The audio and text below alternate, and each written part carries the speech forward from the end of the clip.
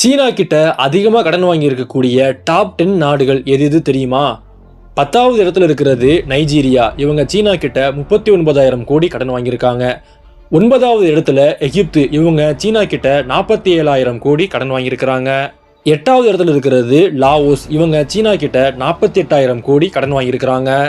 7வது இடத்துல இருக்கிறது பங்களாதேஷ். இவங்க சீனா கிட்ட 55,000 கோடி கடன் வாங்கியிருக்கிறாங்க. அடுத்ததா 6வது இடத்துல இருக்கிறது ஜாம்பியா. இவங்களுமே 55,000 கோடி கடன் வாங்கியிருக்கிறாங்க.